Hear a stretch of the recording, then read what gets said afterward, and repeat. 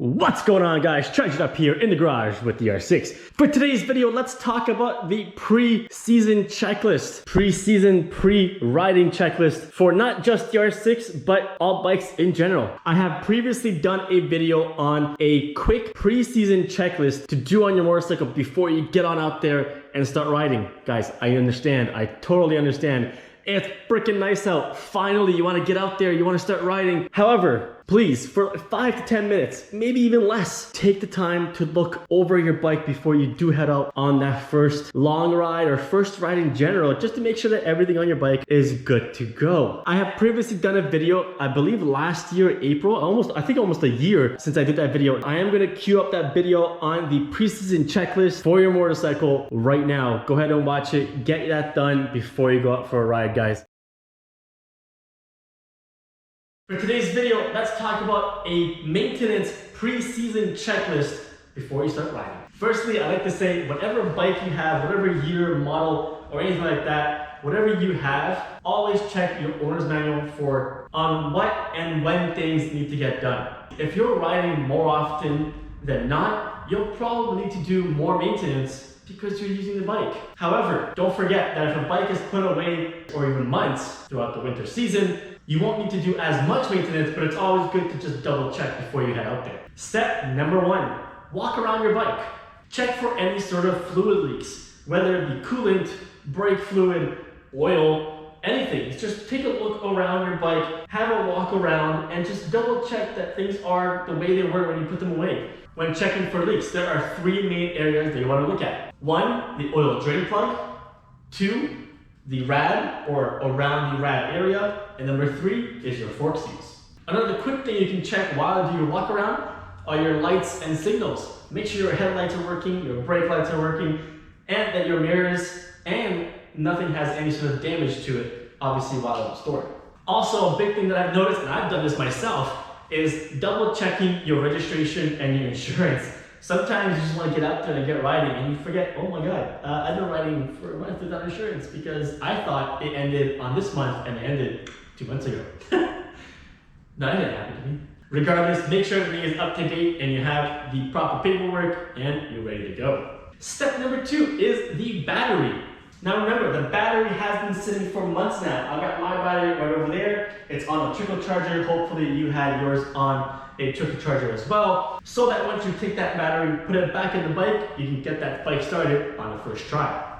Keep in mind that even the best batteries out there have a shelf life. If your battery is older than 5 years old, or if you've noticed some issues while cranking over the motorcycle, it's probably a good idea to start thinking about having a replacement or just completely replacing it altogether. The last thing you want is to get stranded out on a long ride with no way to get back. That has also happened to me before with the Gixxer. Step number 3, tires and wheels. When checking your tires, you want to check the depth of your treads. Not only that, but you also want to take a quick look at the actual tires. Check for any sort of cracking or abnormalities along the sidewall as well. Make sure you check your tire pressures. Most likely you'll need to add air into your tires after it's been stored for a couple months. Now, while you're doing this is also a great time to check your wheel bearing and your steering head bearings. Now, in order to do that, you'll need to get the tires off the ground. Step number 4, the final drive. The most common type of final drive on sport bikes is the chain and sprocket. First thing you want to check on your sprocket is to see if there's any sort of excessive wear along the teeth. Secondly, we would go ahead and check out the chain to see if there's any sort of excessive wear or if the chain needs any sort of adjustment. I, for one, know I don't need my chain adjusted because I just did a video not too long ago. I'll put that in the top right hand corner if you guys want to see that. But yeah, I previously did that and I'm good to go. Now, if you do notice any sort of wear on your chain or your sprockets, it's always recommended to change these out as a set, not individually.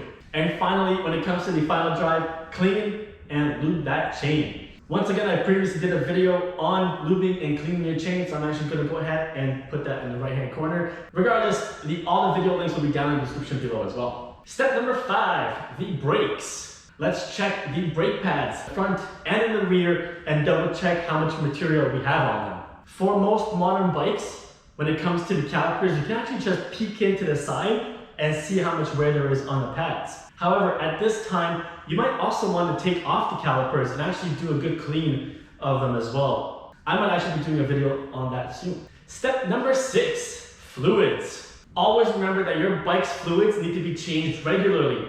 Always check your owner's/service manual for the intervals of when this needs to be done. Now, before I put my bike away for the winter season, I always do an oil change. So my oil should be good to go for the next riding season. However, I'm still gonna double check just to see how everything looks. Once again, I did a video on that as well, and I'll put that video link down in the description below.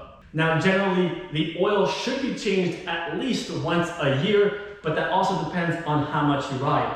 I, for one, particularly 1 year with the Gixxer, I actually did, I think, 3 or 4 oil changes. I put 20,000 to 22,000 kilometers on in that year. Your coolant needs to be changed every 2 to 3 years. Now, I personally have not done my coolant as of yet, coming up on that 2-year mark, so it might be a video that I might do soon. At this point, since you're looking at the coolant, you might actually want to take a look at the reservoir and just double check that the levels are okay. Now, in general, I actually like to have the brake fluid done every 2 years. However, some manufacturers say to do it every 4 years. I recently actually changed up the brake fluid, and obviously I put steel braided lines on, so the brake fluid had to be changed. If you guys want to see those videos, once again, they'll be down in the description below. Step number 7, filters. Now, we obviously change the oil filter every single time we do an oil change. Or at least I hope you do. But we also have an air filter located underneath the gas tank that needs to be either cleaned or replaced depending on how much kilometers you do. Now for this R6 particularly, you don't need to actually change the air filter for about 37,000 kilometers, or I believe 22 or 24,000 miles. I personally have not done anything with the air filter. However, I think I might just for video purposes. Step number 8, the controls. Make sure you lube your throttle and your clutch cables. This is generally forgotten for the most part. Now you want to make sure that these are lubed regularly to have proper cable operation. Step number 9, hardware check. Take another walk around with your bike, maybe with 1 or 2 tools, and check for the critical fasteners. Mirrors, fairings, controls, basically all the hardware that might come loose due to vibrations while riding. Step number 10, wash your bike. Wash your bike. Get your bike ready for the riding season. Get your bike nice and clean. Get all that dust off your bike. Make it look nice and shiny for that first ride after a long hibernation. Finally, add some new gas to your gas tank and get out there and get riding. Now, if you guys want to see a complete checklist for everything I mentioned and more, take a look at the description down below. Alright guys, that's it for today's video. Hope you enjoyed it. If you enjoyed this video, hit that like button, hit that subscribe button, and hit that notification bell for future videos with the R6. Until the next one, guys.